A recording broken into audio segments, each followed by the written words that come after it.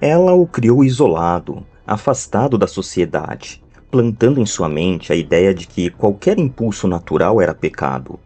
Para Norman, amar era errado, desejar era proibido e crescer era perigoso. Sua mãe não era apenas uma figura parental, ela era tudo: sua voz, sua consciência e sua moral. Mas quando ela se envolve com outro homem, Norman enfrenta algo que nunca aprendeu a lidar: o abandono. E é nesse momento que algo dentro dele se quebra. Consumido por ciúmes e confusão emocional, Norman comete um ato irreversível. Ele mata sua própria mãe e o homem com quem ela estava. Mas, incapaz de aceitar o que fez, ele toma uma decisão ainda mais perturbadora. Ele decide mantê-la viva, dentro de si.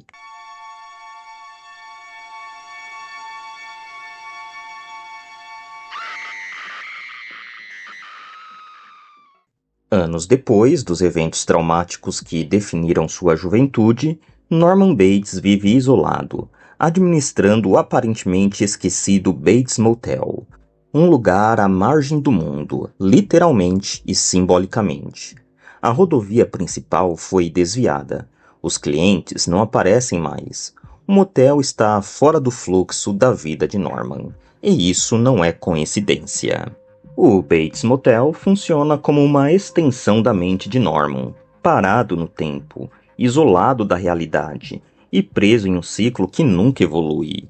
À primeira vista, Norman parece apenas um jovem tímido e educado. Ele recebe os hóspedes com um sorriso gentil, fala de forma hesitante e demonstra uma vulnerabilidade quase infantil. Há algo nele que desperta empatia, talvez até proteção. Mas essa imagem é cuidadosamente sustentada por uma estrutura psicológica extremamente frágil. Atrás do motel, erguida no topo de uma colina, está a Casa Bates. Ela não é apenas um cenário, é um elemento essencial da narrativa. A casa domina visualmente o motel, como se estivesse sempre observando, e de certa forma está. A divisão da casa reflete a mente de Norman. O andar superior representa a figura dominante da mãe, autoridade, vigilância e repressão. O térreo simboliza a convivência social, onde Norman tenta parecer funcional. Já o porão guarda o segredo mais profundo, a verdade enterrada, tanto literal quanto psicologicamente. Essa estrutura vertical não é acidental. Ela mostra que Norman vive sob constante vigilância interna, sempre oprimido por essa presença materna que ele mesmo criou. Quando Marion Crane chega ao motel, tudo parece inicialmente banal. Ela é apenas mais uma hóspede, mas na realidade, ela representa uma ruptura. Marion traz com ela algo que Norman não sabe lidar: desejo, empatia e conexão humana real. Durante a famosa cena do jantar, vemos um dos momentos mais reveladores do personagem. Norman fala sobre sua mãe com uma mistura de carinho e tensão. Ele tenta defendê-la, mas também deixa escapar sinais de ressentimento. Seu discurso revela um conflito interno constante, como se duas vozes disputassem controle sobre ele.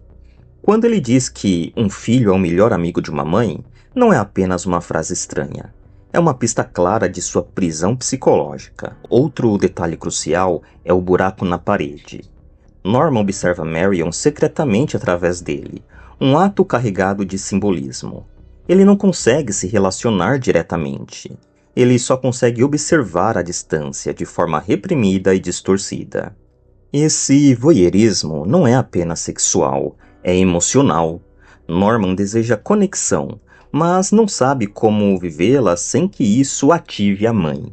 E então, o conflito inevitável acontece. Quanto mais Norman se aproxima de Marion, mais forte a presença da mãe se torna. E assim, a sua mente não consegue sustentar esse equilíbrio. E a mãe interpreta Marion como uma ameaça, uma intrusa, um perigo. E como sempre, ela precisa agir. O que torna tudo ainda mais perturbador é que, nesse momento, Norman não está conscientemente escolhendo o que acontece. Ele acredita genuinamente que está tentando proteger Marion, até mesmo ajudá-la. mas dentro dele, outra decisão já foi tomada. O motel, que parecia um refúgio silencioso, revela sua verdadeira natureza. Não é um lugar de descanso, é uma armadilha psicológica. Cada quarto, cada corredor, cada detalhe carrega a presença invisível da mãe, e qualquer um que entre ali, entra também na mente de Norman.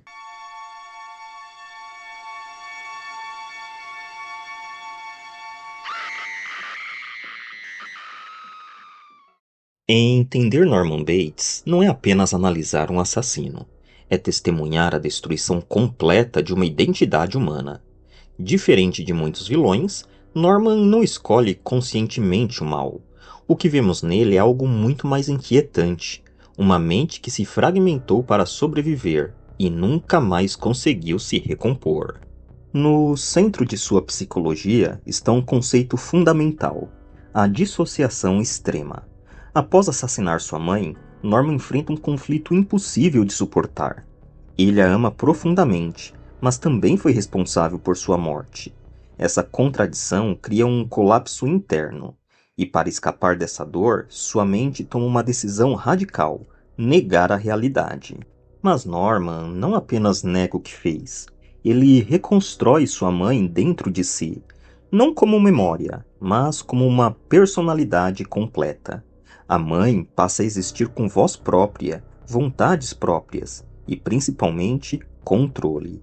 Esse é o ponto crucial. Norman não está fingindo. Ele não está interpretando. Ele realmente acredita. A personalidade da mãe se torna dominante, rígida e punitiva. Uma amplificação de tudo que ela representava em vida. Ela é a guardiã da moral, a repressora do desejo, a voz que julga e condena. E Norman se torna o oposto. Enquanto a mãe é controle, Norman é vulnerabilidade. Enquanto ela é agressiva, ele é passivo. Enquanto ela pune, ele tenta agradar. Essa divisão cria um equilíbrio doentio. Uma personalidade existe para conter a outra, mas esse equilíbrio é instável. Sempre que Norman sente desejo, especialmente por mulheres, a mente dele interpreta isso como uma ameaça, algo proibido, algo perigoso. E é nesse momento que ocorre a transição. A mãe assume, não como escolha, mas como um mecanismo automático. O assassinato deixa de ser um ato consciente e passa a ser uma resposta psicológica. Na famosa cena do chuveiro, isso fica evidente. Não vemos Norman como ele é, vemos a mãe. A silhueta, os movimentos, a violência. Tudo representa essa personalidade dominante emergindo para corrigir o que considera um erro. E o mais perturbador, quando tudo termina, Norman retorna, sem compreender completamente o que aconteceu. Ele entra em pânico, limpa a cena e remove o corpo. Mas não como um criminoso tentando escapar, e sim como alguém tentando proteger sua mãe. Essa é a tragédia central do personagem. Norman não consegue integrar suas ações à sua identidade. Ele não pensa, eu fiz isso. Ele pensa, ela, a minha mãe, fez isso. Com o tempo, essa divisão se intensifica. A personalidade da mãe cresce, se fortalece e se torna mais dominante. E Norman começa a desaparecer. Não apenas emocionalmente, mas existencialmente.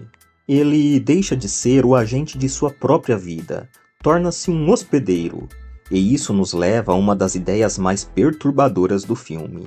Norman não é apenas controlado pela mãe, ele foi substituído por ela. No final da narrativa, essa transformação se completa. A voz que ouvimos já não é mais a dele. Os pensamentos já não são dele. A identidade não é mais dele. Norman Bates não enlouqueceu no sentido tradicional. Ele não perdeu a razão. Ele fez algo talvez ainda mais assustador. Ele perdeu a si mesmo. E, no lugar, deixou nascer algo que nunca morre, nunca duvida e nunca sente culpa.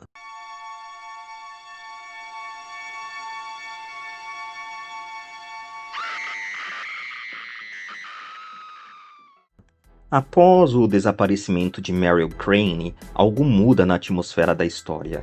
O que antes parecia um evento isolado começa a gerar consequências. Perguntas surgem e pessoas começam a procurar respostas. E como sempre, é nesse momento que a ilusão começa a se desfazer. O primeiro a se aproximar da verdade é o detetive particular Arbogast. Diferente de outros personagens, ele não se deixa enganar facilmente pela aparência frágil de Norman. Durante o interrogatório, vemos algo crucial. Norman tenta manter o controle, mas pequenas rachaduras começam a aparecer. Seus movimentos ficam mais rígidos, seu tom de voz oscila, e suas respostas deixam de parecer naturais. Ele mente, mas não com a confiança de um manipulador experiente. Ele mente como alguém que precisa sustentar uma realidade que já está começando a colapsar.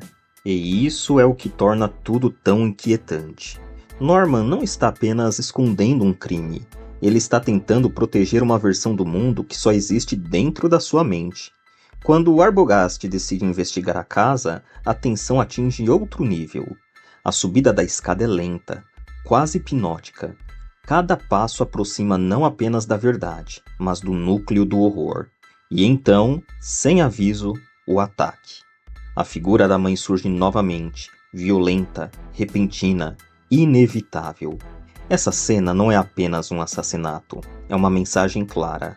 Qualquer tentativa de expor a verdade será eliminada. Mas, ao contrário do que Norman acredita, matar não resolve o problema. Na verdade, só o amplifica. Cada novo desaparecimento aumenta a pressão externa. A narrativa começa a se fechar ao redor dele. Lila Crane, irmã de Marion, entra em cena junto com Sam Loomis. Eles representam algo que Norman não consegue controlar: a persistência. Diferente das vítimas anteriores, eles não desaparecem. Eles continuam investigando e continuam conectando pistas.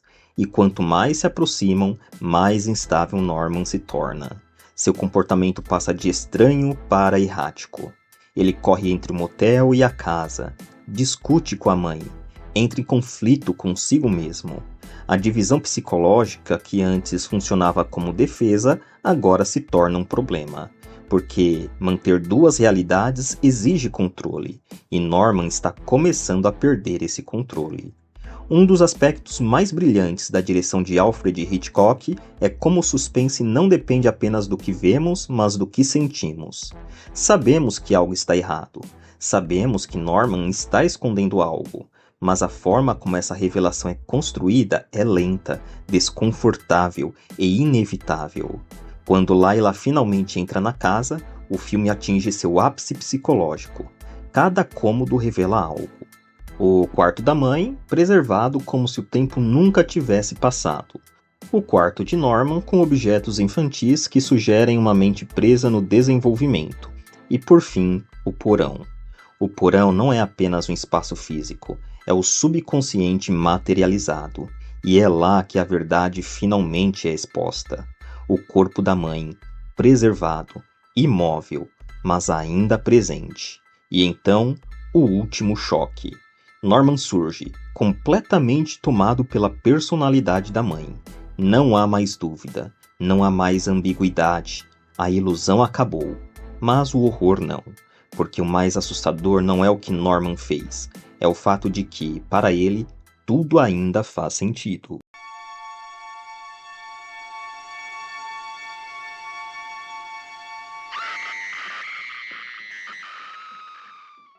Após a revelação no porão, a narrativa entra em sua fase mais perturbadora, não pela violência, mas pela compreensão.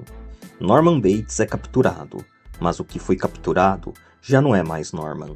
O que vemos a partir desse momento não é um homem sendo responsabilizado por seus crimes. É uma mente sendo examinada, quase como um objeto quebrado tentando ser entendido.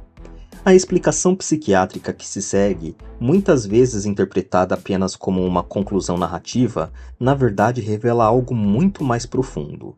Norman não sobreviveu ao próprio trauma. O especialista descreve como, após o assassinato de sua mãe, Norman foi capaz de lidar com a culpa. Mas ao invés de apenas reprimir o ocorrido, ele fez algo mais radical. Ele apagou a si mesmo. A personalidade da mãe não surgiu como um delírio passageiro. Ela se consolidou como uma identidade dominante, absorvendo completamente o espaço psíquico de Norman. E aqui está o ponto mais assustador. Não existem mais duas personalidades em conflito. O conflito acabou. A batalha terminou. E a mãe venceu. E isso muda completamente a forma como enxergamos tudo o que aconteceu antes. Não se trata mais de um homem dividido entre bem e mal. Trata-se de uma substituição completa. Norman não alterna mais entre identidades. Ele foi permanentemente suprimido. A mente encontrou uma solução definitiva para o sofrimento: eliminar aquele que sente culpa. E isso nos leva à cena final, uma das mais icônicas e perturbadoras da história do cinema. Sentado sozinho, coberto por um cobertor, Norman, ou melhor, a mãe pensa. E o que ouvimos não é arrependimento, não é confissão, não é dor, é justificativa. A voz da mãe explica, com uma calma quase sobrenatural, que não faria mal a ninguém, que nem mesmo mataria uma mosca. Essa frase, simples à primeira vista, carrega um peso gigantesco, porque revela algo essencial. A mente dele não reconhece seus crimes como crimes. Para aquela consciência dominante, tudo foi necessário, tudo foi correto. Não há culpa, porque não há responsabilidade. E nesse momento, o terror atinge seu auge, não pela violência, mas pela ausência total de humanidade. O olhar fixo, o leve sorriso e a sobreposição do crânio da mãe ao rosto de Norman. Essa imagem final não é apenas simbólica, é uma declaração. Norman Bates não está mais ali. O que resta é uma identidade construída a partir de trauma, repressão e negação absoluta da realidade. Mas talvez o aspecto mais perturbador de tudo isso seja outro. Norman não nasceu assim. Ele não era um monstro desde o início. Ele foi moldado, quebrado e reconfigurado. E isso levanta uma questão inevitável. Se a mente humana é capaz de fazer isso para sobreviver, até onde todos nós estamos realmente seguros dentro de nós mesmos? O colapso de Norman não é apenas o fim de um personagem. É um lembrete brutal de que a identidade, aquilo que acreditamos ser sólido, pode, sob pressão suficiente, simplesmente desaparecer.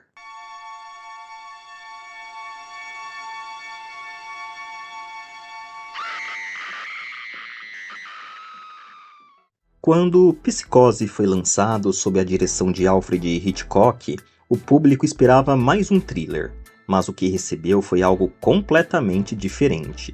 Até então, o terror tinha uma forma conhecida. Monstros eram externos, criaturas, sombras, o desconhecido. E Norman Bates mudou isso para sempre. Ele trouxe o horror para dentro da mente humana. Pela primeira vez, o público foi confrontado com uma ideia muito mais perturbadora do que qualquer criatura sobrenatural. O perigo pode ser alguém comum, educado, quieto, gentil. Alguém como Norman Bates. Esse foi o primeiro grande impacto cultural do personagem. Ele redefiniu o conceito de medo. Depois dele, o terror psicológico ganhou força. Personagens como assassinos em séries, mentes fragmentadas e identidades distorcidas passaram a dominar o gênero. Norman abriu caminho para uma nova era, mas seu legado vai muito além do cinema. Ele também influenciou a forma como o público enxerga a psicologia humana. A ideia de dupla personalidade, repressão extrema e colapso mental deixou de ser algo abstrato e passou a ter uma representação concreta, ainda que dramatizada. Claro, hoje sabemos que a realidade clínica é muito mais complexa do que o retrato apresentado no filme, mas o impacto foi inegável. Norman Bates fez as pessoas olharem para dentro e se perguntarem o que pode estar escondido ali. Outro aspecto fundamental do seu legado é a desconstrução do vilão. Norman não é apresentado como um monstro desde o início. Ele é humano, vulnerável, até simpático. E é exatamente isso que torna tudo mais perturbador. O público não teme Norman na primeira vista. O público se conecta com ele. E quando a verdade é revelada, o choque é maior, porque a empatia já foi criada. Esse mecanismo narrativo influenciou gerações de histórias. O vilão deixou de ser apenas uma ameaça externa e passou a ser um reflexo distorcido da própria humanidade. Norman não é o outro, ele é o possível. E talvez esse seja o ponto mais desconfortável de todos, porque ele nos força a confrontar uma ideia inquietante. A linha entre a sanidade e o colapso pode ser muito mais fina do que gostaríamos de acreditar. Além disso, o filme também revolucionou a linguagem cinematográfica. A famosa cena do chuveiro, por exemplo, não é apenas icônica. Ela redefiniu como a violência pode ser sugerida sem ser explicitamente mostrada. Cortes rápidos, trilha sonora intensa e sugestão ao invés de exposição. O terror passa a acontecer na mente do espectador. E isso se conecta diretamente com o próprio Norman. Assim como ele, o filme não mostra tudo, mas nos faz sentir tudo. Outro elemento importante é o tema da vigilância. Norman observa, Norman espia, Norman está sempre olhando, mesmo quando não deveria. Isso antecipa discussões modernas sobre privacidade, controle e repressão. O olhar de Norman não é apenas físico, é simbólico. É o olhar de uma mente que não consegue interagir com o mundo de forma saudável, apenas observá-lo à distância. E por fim, chegamos ao verdadeiro legado de Norman Bates. Ele não é apenas um personagem, ele é um arquétipo. O arquétipo do homem fragmentado, da identidade quebrada, da mente que cria monstros para sobreviver e acaba sendo consumida por eles. Norman nos ensina que o maior horror não está no que vemos, mas no que escondemos. E você, o que acha? Norman Bates foi um caso extremo ou apenas um exemplo levado ao limite daquilo que a mente humana pode fazer? Até que ponto nossos traumas modam quem nos tornamos? E se pressionados o suficiente, será que todos nós temos uma voz interna capaz de assumir o controle? Deixe sua opinião nos comentários e se inscreva também. Nos vemos no próximo vídeo.